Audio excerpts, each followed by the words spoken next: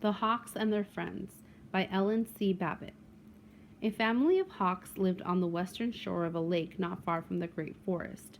On the northern shore of this lake lived a lion, king of beasts. On the eastern shore lived a kingfisher. On the southern shore of the lake lived a turtle. Have you many friends near here? The mother hawk asked the father hawk. No, not one in this part of the forest, he said.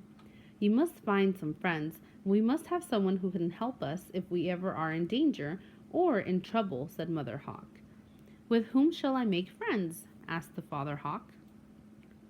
With the kingfisher who lives on the eastern shore and with the lion on the north, said Mother Hawk, and with the turtle who lives on the southern shore of this lake.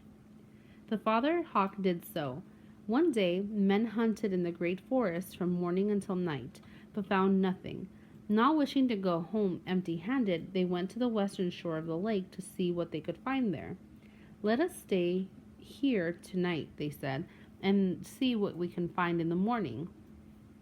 So they made beds of leaves for themselves and lay down to sleep.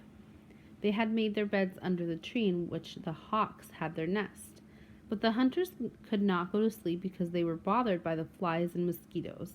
At last the hunters got up and made a fire, so that the smoke would drive away the flies and mosquitoes. The smoke awoke the birds, and the young ones cried out.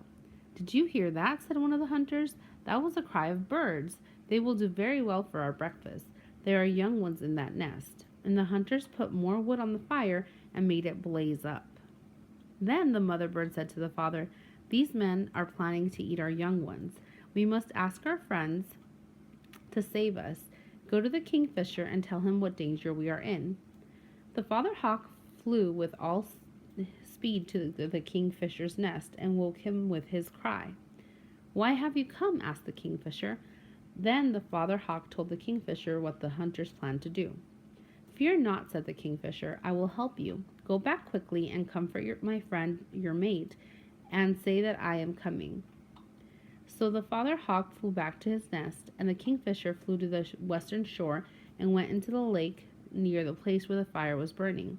While the father hawk was away, the hunters had climbed up to the tree. Just as they neared the nest, the kingfisher, beating the water with his wings, sprinkled water on the fire and put it out. Down came the hunters to make another fire. When it was burning well, they climbed the tree again. Once more, the kingfisher put it out. As often as a fire was made, the kingfisher put it out. Midnight came, and the kingfisher was now very tired. The mother hawk noticed this and said to her mate, The kingfisher is tired out. Go and ask the turtle to help us so that the kingfisher may have a rest. The father hawk flew down and said, Rest a while, friend kingfisher. I will go and get the turtle. So the father hawk flew to the southern shore and wakened the turtle. What is your errand, friend? Asked the turtle. Danger has come to us, said the father hawk, and he told the turtle about the hunters. The kingfisher has been working for hours, and now he is very tired. That is why I have come to you. The turtle said, I will help you at once. Then the turtle went to the western shore where the hawks lived. He dived into the water, collected some mud, and put out the fire with it. Then he lay still. The hunters cried, Why should we bother to get the young hawks? Let us kill this turtle. He will make a fine breakfast for all of us. We must be careful, or he will bite us.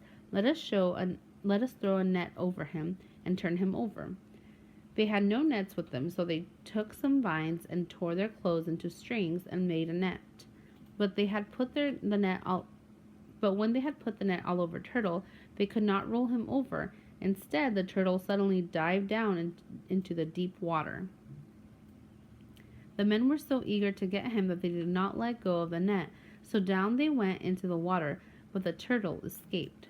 As they came out, they said, Half the night a kingfisher kept putting out our fires. Now we have torn our clothes and got all wet trying to get this turtle. We will build another fire, and at sunrise we will eat those young hawks. And they began to build another fire. The mother hawk heard them and said to her mate, Sooner or later these men will get our young. Do go and tell our friend the lion. At once the father hawk flew to the lion. Why do you come at this hour of the night? Asked the lion. The hawk told him the whole story. The lion said, I will come at once. You go back and comfort your mate and the young ones." Soon the lion came roaring. When the hunters heard the lion's roar, they cried, "Now we shall be killed," and away they ran as fast as they could go. When the lion came to the foot of the tree, not one of the hunters was to be seen. Then the kingfisher and the turtle came up, and the hawk said, "You have saved us. Friends in need are friends indeed." Number 6, Part A. What conclusion can be drawn about the narrator's point of view? A. The narrator is a first person in the story and is Father Hawk. B. The narrator is a first person in the story and is Mother Hawk. C. The narrator is third person limited. D. The narrator is third person omniscient. Part B. Select the paragraph that best supports your conclusion drawn in Part A. Choose one answer. A. Paragraph 1. B. Paragraph 2. C. Paragraph 3. D. Paragraph 4. Number 7, Part A. Select the statement that best provides a conclusion that can be drawn about Mother Hawk. A. Mother Hawk is grateful for her husband and family. B. Mother Hawk understands the importance of friendship. C. Mother Hawk is helpless when it comes to protecting her children. D. Mother Hawk is mischievous. Part B. Select the paragraph from the passage that best supports the conclusion drawn in Part A. Choose one answer. 1. A family of hawks lived on the western shore of a lake not far from the great forest. On the northern shore of this lake lived a lion, king of beasts. On the eastern shore lived a kingfisher. On the southern shore of the lake lived a turtle. 2. Have you many friends near here? The mother asked the father hawk. 3. No, not one in this part of the forest, he said.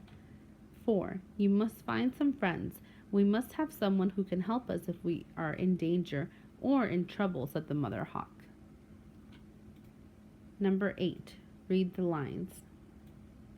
So they made beds of leaves for themselves and lay down to sleep. They had made their beds under the tree in which the hawks had their nest. But the hunters could not go to sleep because they were bothered by the flies and mosquitoes. At last the hunters got up and made a fire so that the smoke would drive away the flies and mosquitoes. The smoke awoke the birds, and the young ones cried out. "Did you hear that?" said one of the hunters. "That was the cry of birds. They will do very well for our breakfast. There are young ones in that nest." And the hunters put more wood on the fire and made it blaze up. What does the phrase, "they will do very well for our breakfast," most likely tell the reader about the hunters in the passage? A. The hunters plan to eat the hawks. B. The hunters plan to make breakfast in the morning after a decent rest. C. The hunters are bothered by the mosquitoes, so they decide to have breakfast. D. The hunters created the fire with the intention of cooking the hawks for breakfast. Number 9. What happened after the hunters put a net over the turtle? A. The turtle escaped. B. The turtle died. C. The turtle suddenly dived down into the deep water. D. The turtle escaped. Number 10.